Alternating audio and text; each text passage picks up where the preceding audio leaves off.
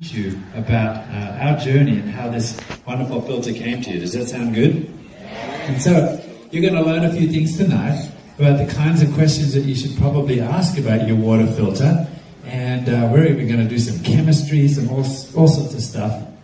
It's going to be really complicated, and it's late at night and we'll put you to sleep. Not really. Okay, so I have the first slide.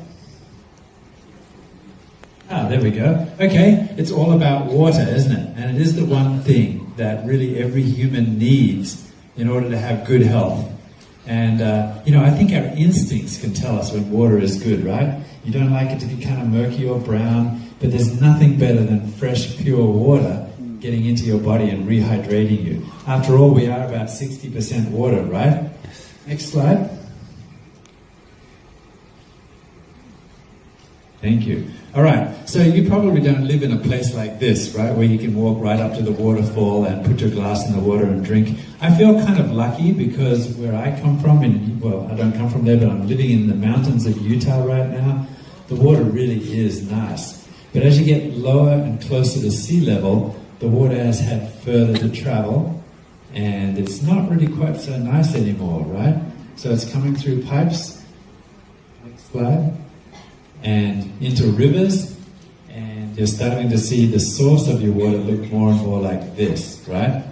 Even especially after a rainstorm. So what is in that water? That's the problem. I mean, is it just bad to look at? Or is there really things in the water that you really shouldn't be drinking? I think we all know the answer to that, right? And we've had plenty of explanation about the specifics of Malaysia water already today. Next slide, please. Thank you. It can look even worse, right? Next slide. So, you'd think, though, that over time, that we would learn to look after our water, right? And with the technology and everything that we have. But I guess we're kind of in a race between, the increased population and the increased demands on our infrastructure, and even sort of some things that you would consider to be modern progress. So here's a beautiful lake that has been spoiled by a mining accident, gold mining, right, that has completely ruined the water there. So our water is somewhat at risk. But no matter what the state of water in Malaysia, of course we already realized that the best solution would be, next slide, to perhaps drink it out of a bottle. Okay, let's go back, please. I don't know what's wrong with this clicker. I don't know if you can fix this or not, but it's not working. When we drink the water out of the bottle, right, that is a good solution, you would think, but it is also starting to cause an impact on our environment, isn't it? And so the next picture here shows where the tide has washed in some of these old bottles that have been disposed of. And next slide, please. Thanks. Maybe the battery's dead on the clicker.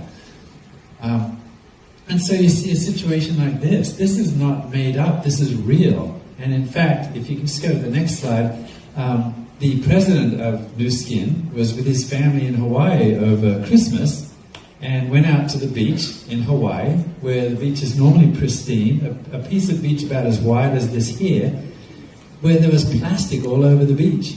And so he had his children bring some garbage bags out and start to pick up the bottles and the pieces of plastic. And this picture is about halfway through their cleanup of just this small piece of beach. So it really is becoming a problem. And Nu Skin is becoming more aware, even in our packaging and our experience of, how much of that goes to waste and what we need to do to sort of maybe be more environmentally conscious and look after the earth.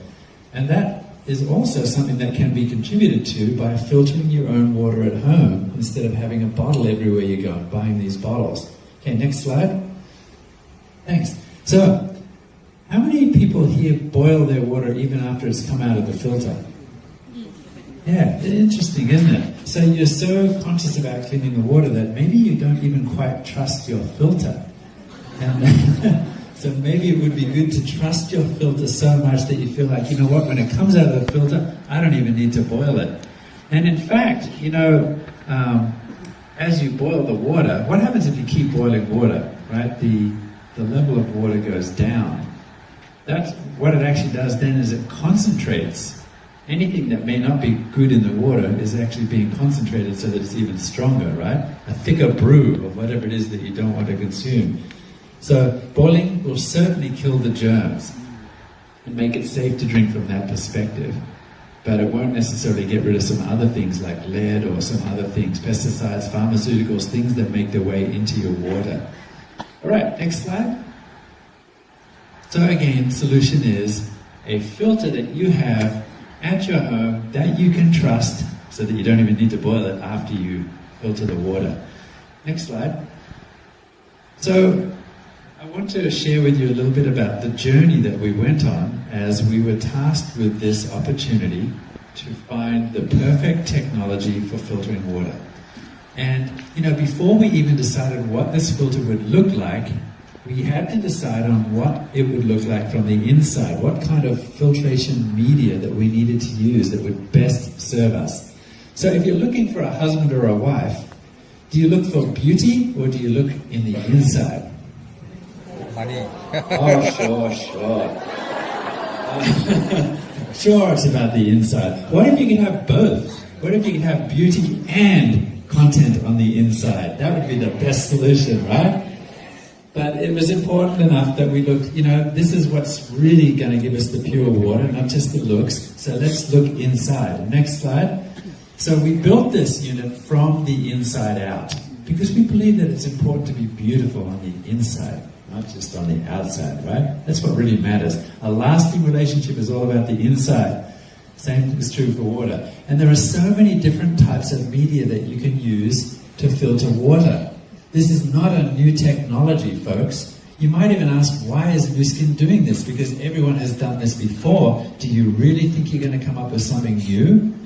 So we searched the world for the right kind of technologies. We went to trade shows for the last several years. In fact, we spent at least 2 years asking questions of experts around the world before we even sort of started to embark on some of that more heavy R&D.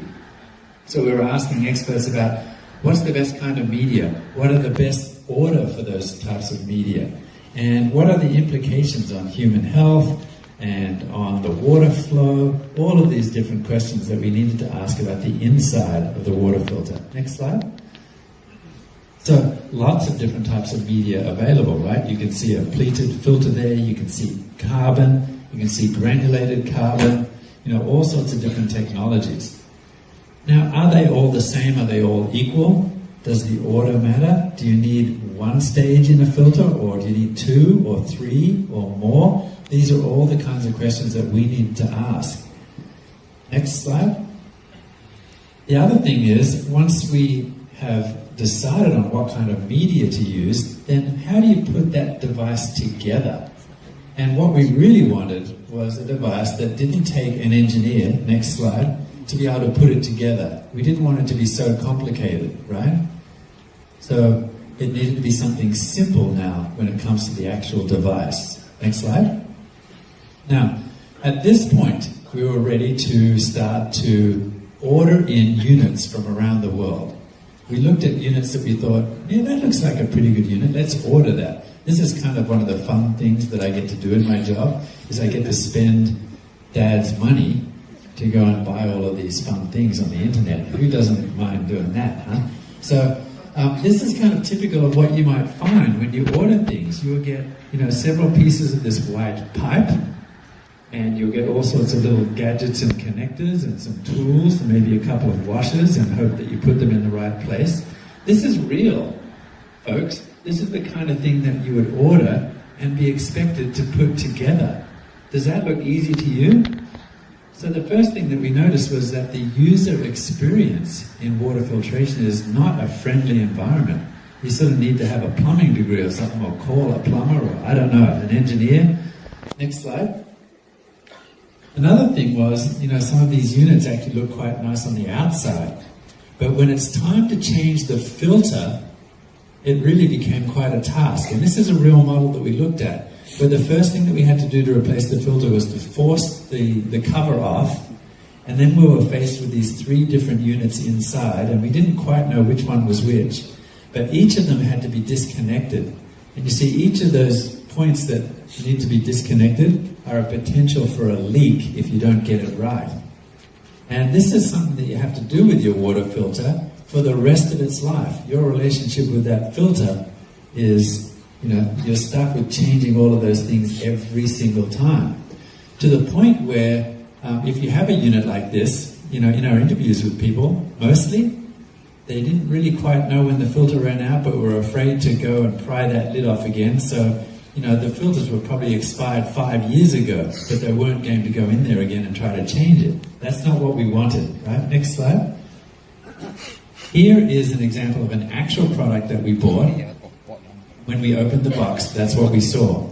Several boxes in there and in disarray with bits of tubing. How friendly is that experience? We think that user experience is really important. So every touch point that you have with a company and a product needs to be pleasant, needs to be delightful. I hope that when you call the Nu Skin office, that you are greeted with a friendly person who is very helpful, right? That's part of the user experience. Every time you receive a product from Nu Skin and you open the box, you should be delighted in how it feels, how it looks, the presentation. This is all part of the user experience, how the product works. This is really important, right? And many of you, I think, are entrepreneurs and you want that for your customers, right? Right, so we don't want this kind of thing. Now, the size matters as well. How many of you have really huge kitchens? I don't see a single hand there. I guess Oprah Winfrey is not here with us today, right? Yeah, most people have kind of fairly humble kitchen. Space matters on those shelves, right? If the kids leave the toaster out, that's kind of a disaster in our family. There's no more room on the bench, right?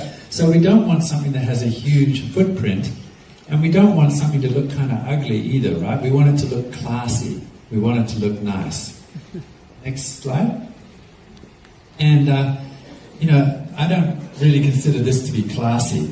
I think if I brought this home for water filtration, my wife would ask, why is there a motorcycle engine on my kitchen bench? Are you rebuilding the engine right now? Right? It needs to look good. It needs to look classy. Okay, next slide. Now, there's some other things. People can be quite creative. And, I applaud the person who, this is a real example. There's a wastewater issue with some types of filtration units, and this is part of sort of the inside-outside story that we're talking here. Reverse osmosis, for example, is a nice way to filter water, but many people don't realize that for every liter that you get of reverse osmosis water, there's usually somewhere between 2 and 5 liters of water that is wasted, that has to be thrown away, that is used to clean that water that you're drinking. Did you know that? And so people come up with creative solutions, and I love this. Well, why not just use that wastewater? When it's time to do the washing, just open the lid and you can use your washing in there. So I don't know what that water's like for doing washing. Maybe your clothes become a little stiff when they come out. But we hope that you don't need to be that creative. Next slide. Thanks. Okay, so how many of you have heard of alkali water? There's really quite an internet sensation. So many people that I've met said, okay, you guys are doing a water filter, right? What about alkali? Can you use alkali? Isn't that great? Have you seen the promises that they make? Right? Alkali water should give you more energy, will help you lose weight, will help you avoid certain diseases, heart disease, cancer, whatever it may be. Have you seen those claims? Very convincing. Now, do you believe them or not? Be honest. You really don't know, do you? But your friends are raving about it so much, and it's so cool that you wonder if there's some truth to it. And it's not just about the water. They're saying, okay, alkali water, that's the first step. Now you need to go on an alkali diet, right? Because you don't want your body to be acid, because it increases the possibility of all these issues. I want to explain a little bit of that to you today. And sort of because it's really time to dispel the myth about alkaline water. Do you want to learn a little bit of chemistry? Yeah. All right. So I've got my whiteboard over here. Let's talk a little bit about this then. What is alkali? I'm not sure if I even know how to spell it. What does alkali mean? Do you know what acid means? Right, acid. So really strong acid, spill it on yourself, not good, right? Kind of eats your clothes, whatever. So you've got acid, and then you've got what chemists call base, but really is the same as alkali, right? And too much alkali is really bad. That's like caustic, right? You might use it as a cleaning solution, but you don't want to get it on your hands. It burns just like acid. So, in the middle, you've got neutral, right? Now, it's described with a term called pH. Have you all heard of that? Yes. All right. What is pH? Anyone know what pH is? How do you measure pH? Is it in a color code? It's in a number, right? So pH, neutral pH is what? Do you know what number that is? 7. Yeah, okay. So you guys have done some chemistry. All right. Now, this pH scale, it's the pH scale, right? It's actually small p, big H. In chemical terms, everyone loves this. It's the negative log of the hydrogen ion concentration. The negative log of the hydrogen ion concentration. You know, that's just how the chemists write the equation, but it's really not that difficult, okay? If it's an acid, it's going to have hydrogen ions in the solution, lots of hydrogen ions. And the stronger the acid, the more concentrated the hydrogen ions. That's not so hard, right? Right? The important thing to remember, though, is it's a log scale. Now, what do I mean by a log? I mean, it's like something like this, right?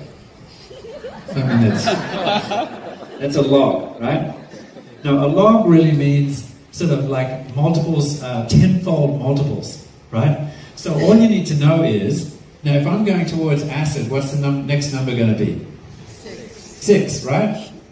Now, let's say you've got 10 hydrogen ions in this neutral acid, right? In this neutral situation. When you go to pH 6, you multiply that by 10, so now you've got 100 hydrogen ions. So 6 is 10 times more acid than 7, right? And so that means that 5 is going to be 10 times more acid than 6, right? So now you've got 1,000 of those little hydrogen guys in your teaspoon of water. When you go to 4, you've got 10,000, right? You with me? When you go to acid level 3, pH 3, how many hydrogen ions in your little teaspoon? 100,000. And by the time you get to 2, you've got 1,000,000, right? 1,000,000 hydrogen ions in that itty-bitty teaspoon of water. So this is like super acid, don't spill it on yourself, that's bad, right? That's what the log scale means. Right. Now, it's the same in the opposite direction, right? It's getting smaller and smaller in the hydrogen ions. So now, what is alkali water? It's somewhere between 7 and 8. So, you know, maybe you've just got 1 hydrogen ion there. So, what happens now? If you are going to have, well, what is the pH inside your tummy? That's the question. When you eat food, is your stomach got acid in it or base in it? Acid. Acid, right? Nasty acid. And it's quite strong. Do you know how strong? Do you know what the pH level is in your stomach? Sorry? 1.5 to 2. Yeah, this lady knows. Are you a nurse, physiologist, chemist, biochemist? Awesome. Yeah, it's like around here. So we're talking about, you know, a million hydrogen ions in there per itty-bitty teaspoon, whatever it is. Now, do you think it's going to make the slightest bit of difference if you drink some water that is a little bit, you know, hardly any hydrogen ions in there? When you drink that water, is it going to make any difference to your tummy? It's like putting a grain of salt into an Olympic-sized pool. It makes no difference. Now, even if it did make a difference, you know that the body has this amazing ability to buffer itself, right? When you get hot, your body reacts by trying to cool it down. How does it do that? Sweat. Sweat, right? So the sweat evaporates off your skin. It's a natural cooling thing. This is called homeostasis, or the ability of your body to keep things the same. It's very important. Your body temperature is super important. If you start to get hot, overheat, then it can be life-threatening. It doesn't have to be very hot, right? Hypothermia. What if your body gets a little bit too cold? It will try to compensate, right? You'll start to shiver, whatever you need to do to stay warm. If you stay too cold for too long, what happens? Death, right? So, keeping everything the same is one of your body's main functions. Now, do you think that pH in your blood and your tissue is as important as hot and cold? You better believe it, it is. And your body has amazing chemical methods to make sure that the pH in your blood and your tissue never changes. So you can go on an alkali diet, and you know what? You may change the pH of your pee. That's right, I said pee. Urine. But you'll never change the pH of your blood and your tissue. So it's not going to affect your health if you drink a slightly alkali water. It might taste a bit different. I don't know if you like that or not. But it's time to put that to rest, right? And if there's a company that sells you a water purifier that talks about the benefits of alkali, then I would not trust that company with my water purification. Okay? Are we on the same page? Yeah. Okay, I hope we're feeling good about that. That was one slide that took like 10 minutes, but it was really fun. Thank you. All right, next slide. I'm glad we got that out of the way. So we then started to then design it. Having come across all these different technologies, the first thing was we did find out some new technologies. We found out what the best technologies were that were available. And in this water filter that we started to design, then we put all of those best technologies, the proven science technologies, together in this package. And so I'd like to talk to you a little bit about that. And how much time do I have left? Do I have a timekeeper? All right, let me know. I have 15 minutes. Thank you. It's a big sign. Love it. Okay, so we started to design this. Next slide. And here are the criteria that we put together. First, an intelligent ultrafiltration, right? Ultra, meaning that's more than microfiltration. This is very high level of filtration down to very small levels. Next is fast installation, right? We want you to be able to put this together without all the complicated mess that sometimes is required. Next slide. Easy filter replacement. Remember, we don't want 3 or 4 filters with lots of points of leaking. We don't want you to be afraid of the unit. We want you to be confident. We want it to be easy. Next, elegant design. Because we don't want it to look like we are rebuilding the engine of my motorcycle on my kitchen bench, right? We want a small footprint because not everyone has a huge kitchen. And a closed system, right? We don't want wires and things that we have to redo every time we do the filter. And we don't really want wastewater either. Water is precious. We don't want to have to spend 5 gallons to get 1 gallon of clean water, right? So those were the criteria. And again, the user experience is super important. So let's talk then about the filter. Go ahead. This is what we produced. And next slide. This is what it looks like in your kitchen. Minimal, beautiful, classy design. What do you think of that? Does that look good in your kitchen? Yes. I think it probably looks better than the one that you have there, am I right? Yeah. So, let's look at the ultra pure i4 technology. Next slide, let's look at the inside of the unit and show you what we designed. So first of all, there's the, if you just go back one notch, the top. Easy to remove, and is a little bit translucent, so you can actually see the lights underneath, right? Those are the dimensions there, so I encourage you to write down those dimensions because you're going to go home to your kitchen and measure exactly where it's going to go, right? 200 millimeters by 130 millimeters. Now, the first thing that you notice when you unpack it is that from the rear of the unit, you can see, next, that there's no assembly required there. It's a 3-in-1 cable that is already attached to the unit, and it's permanently attached there, so there's no possibility of leaking or getting it connected wrong. And the next, the power cable is attached there as well to that outlet plug, so there's no problem mixing up water and electricity, right? Completely safe and all done for you. Next slide. This, I think, is one of the highlights of the unit. As we looked and went to the different trade shows around the world and around America to try to find the perfect diverter. Now, do you know what this is, this part? This is the part, of course, that attaches to your faucet. And so this is the part where you decide, do I want tap water or do I want filtered water? And you need to press a button. So I have to maybe explain that, because what's available right now? Usually it's some kind of a clunky tap or lever or something. Hopefully you don't have to get a wrench out to do it. But it's not easy sometimes, right? And you want something that looks beautiful and that is really easily functional. And you can't quite see it from here, but it's kind of an electronic thing, so you don't have to press it even very hard. You just touch it with your finger and it will change. Right? So it's super nice. We did not see this on any units that we looked at. This was a first for us, and it was necessary for us to get this unit at all costs. Alright, next slide.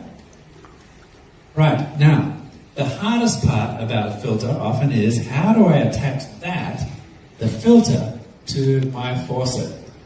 And so you need to have a kit that is self-contained, because I don't want to get my beautiful water filter and I'm excited about opening the box, and then I find out that there's something that I need that is not in the box, right? You need to be able to do it easily, and we have designed this so that you have 6 choices.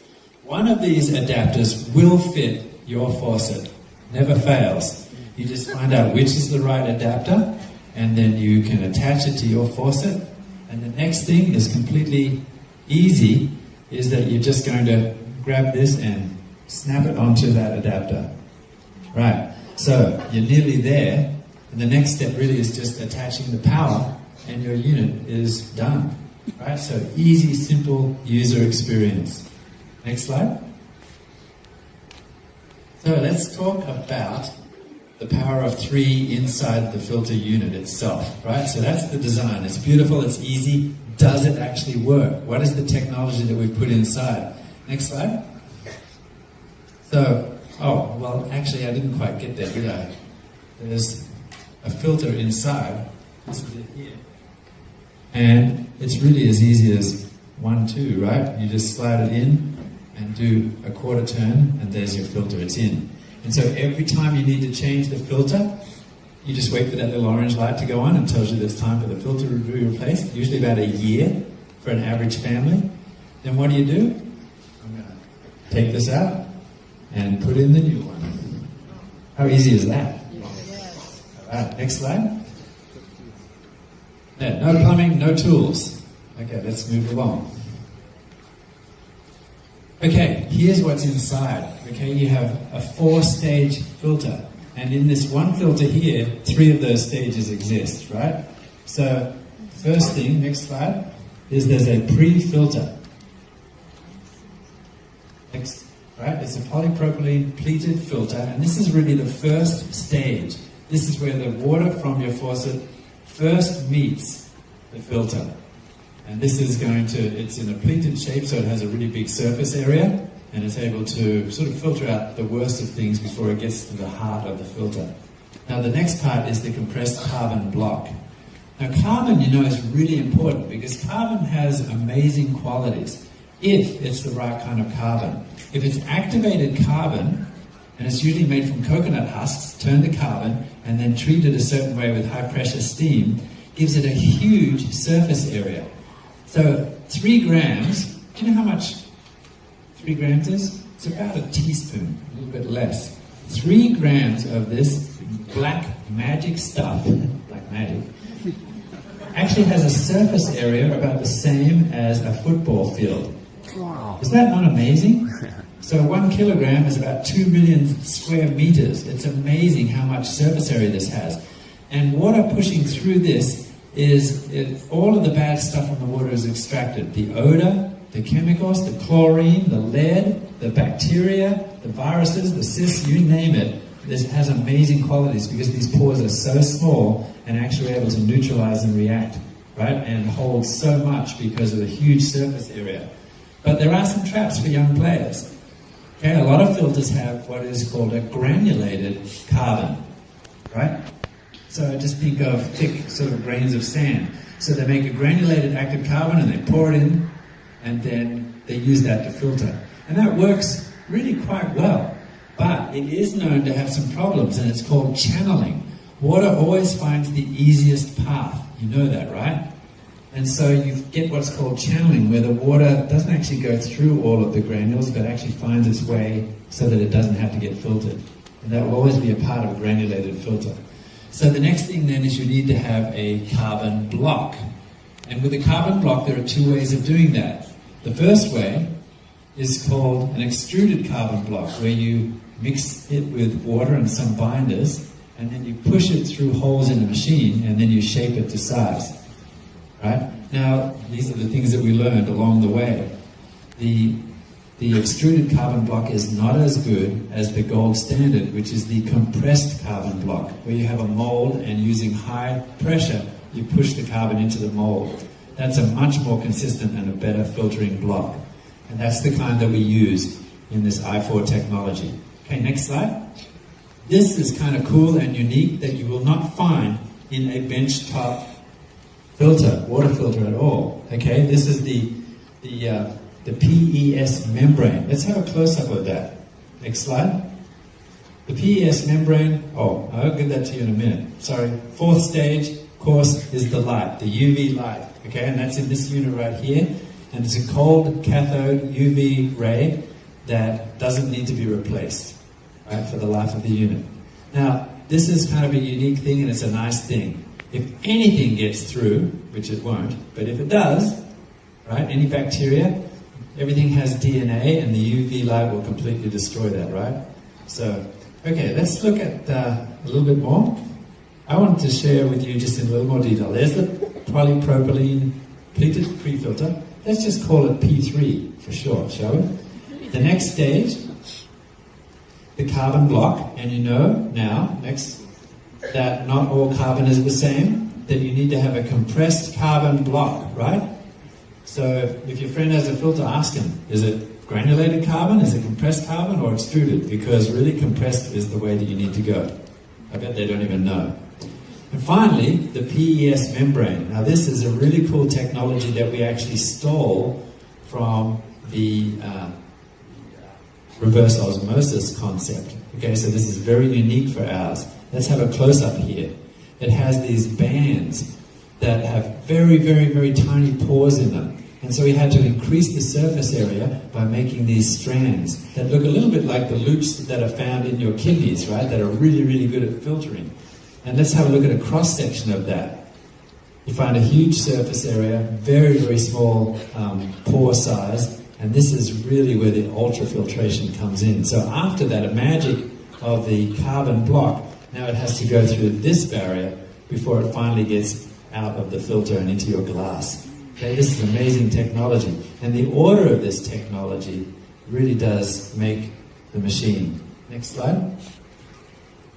Right, and there's the ultraviolet, the fourth stage. So there is really why we call it. Do you know why we call it I4? Yeah? Okay. So let's talk about one more thing, a little bit more science before we go. How's my time, timekeeper? I've got 5 minutes. Perfect. All right. Next slide. I want to talk to you about logs again. I know. Who'd have thought we talk about logs when it comes to water filtration? So you've learned about logs when it comes to pH. Let's learn about logs when it comes to reducing the bacteria, the viruses, whatever it might be in your drinking water, okay? Now, what is a log again? It's really just kind of a 10-fold reduction or increase, right? So let's look at logs here. We start with, we're calling it CFUs. What that means is a colony forming unit, or basically it's a way to measure each bacteria that might be in the original water. Let's say that we start with 1 million, right? Now if you're going to knock it down 1 log, then what's it going to go to? You're going to drop 1 0 off that, so that's 100,000, right? So we really don't want 100,000 bacteria in our unit, right? There's 1 log, 100,000. How many bacteria, what is acceptable to you once we've filtered your water what is acceptable in terms of a log reduction in bacteria. Shall we just go to 2 logs? At 2 logs, we've got 10,000 bacteria. Is that okay? 2 logs is 99%. Not bad, right? Okay, let's go to 99.9%. That's 3 logs. Okay, you've got 1,000 bacteria now that are left behind. Is that okay? You guys are really fussy, aren't you? All right, let's go to a 4 log reduction. Now you've just got 100 bacteria in there. You can settle for 100 bacteria, surely? All right, so at what point, how many logs reduction do we have to go before we have essentially, statistically, 0 microbes and bacteria or whatever it might be, cysts left in your water? It's 6 logs, right? And 6 logs is 99.9999% reduction, right, of the load that's in the water. And that is the gold standard. That is what every water filter should achieve. Do we achieve it with this filter? That's the question. Because we built this based on looking at all of the best technologies that we could find in the right order. We put it in a sleek package that's going to look beautiful in your kitchen, but the real test comes when you have to do the test to find out what the log reduction is, and we find that it exceeds 6 logs. So we're there, right? I think that deserves a round of applause, don't you? Thank you. All right, we're nearly there. I've got a couple of videos and stuff that I want to show you. Let's go to the next one, next slide. Okay, now here's just a list of all of the things that we tested that we know that the filter can deal with.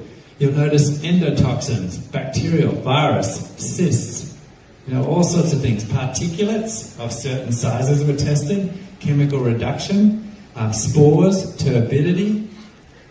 You can see a check mark next to all of those things. But what's going on with the one at the top there?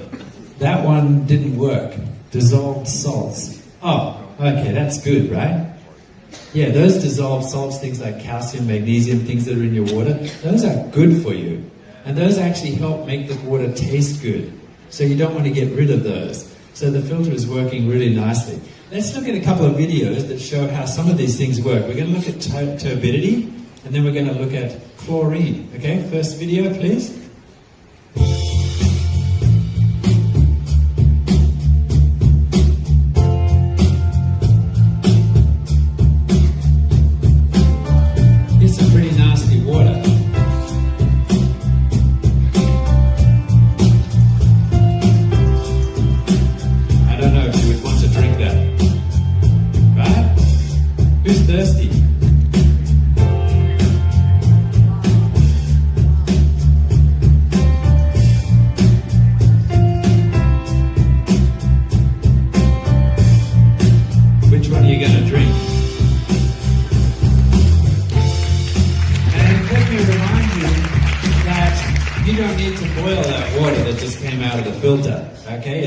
To drink. Okay, now you could see very dramatically how it changed that. It took the turbidity out of the water.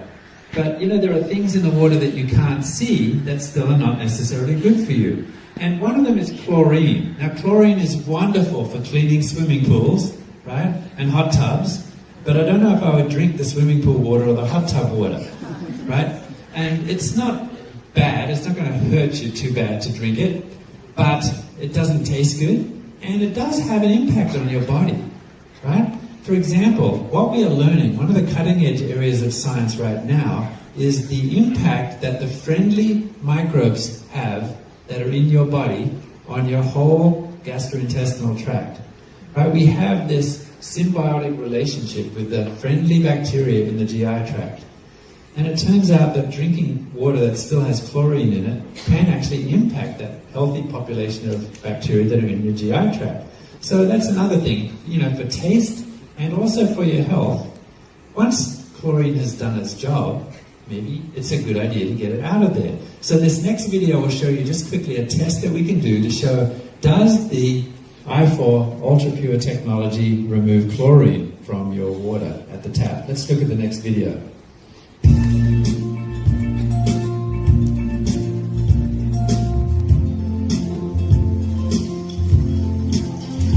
we're just going to test the normal tap water right now.